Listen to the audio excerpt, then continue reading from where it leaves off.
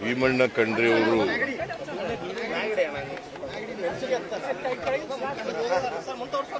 ಬಹಳ ದೀರ್ಘಕಾಲ ಕರ್ನಾಟಕದಲ್ಲಿ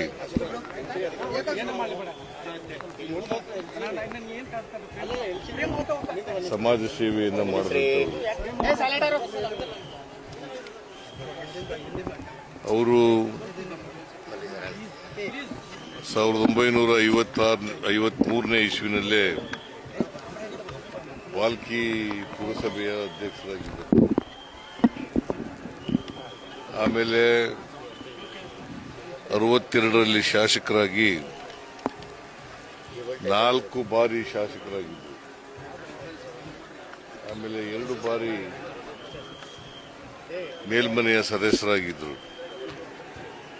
ಒಮ್ಮೆ ಮಾತ್ರ ಮಂತ್ರಿಯಾಗಿದ್ದರು. ವೀರಪ್ಪ ಮೊಯ್ಲಿಯವರು ಮುಖ್ಯಮಂತ್ರಿಯಾಗಿದ್ದರು. ಒಮ್ಮೆ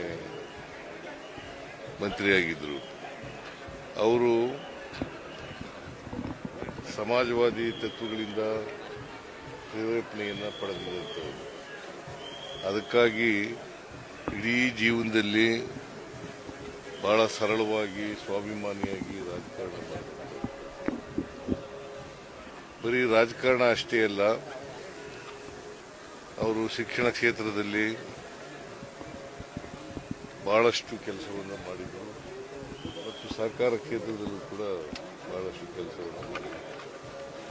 ಬಹುಶಃ ಅವರು ಮಹಾತ್ಮ ಗಾಂಧೀಜಿಯವರಿಂದ ಪ್ರೇರೇಪಿತ ಆಗಿದ್ದಂಥ ವ್ಯಕ್ತಿ. ಕೊನೆ ಗಳಿಗೆವರೆಗೂ ಕೂಡ ನಿಷ್ಠುರವಾದಿ, ನೇರನೀತಿಯ, ಪ್ರಾಮಾಣಿಕ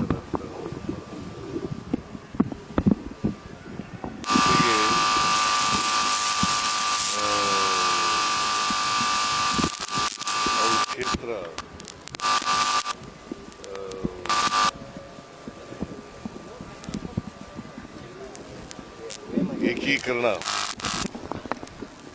ಏಕೀಕರಣದಲ್ಲಿ ಹೋರಾಟವನ್ನು ಮಾಡದಂಥವ್ರು. ಬಹುಶಃ ಇವತ್ತು ಬೀದರ್ ಕರ್ನಾಟಕದಲ್ಲಿ ಉಳಿದಿದ್ರೆ ಅವರ ಹೋರಾಟದ ಫಲ ಅಂತಕ್ಕಂಥದ್ದನ್ನು ಬರೀಲಿಕ್ಕೆ ಸಾಧ್ಯ.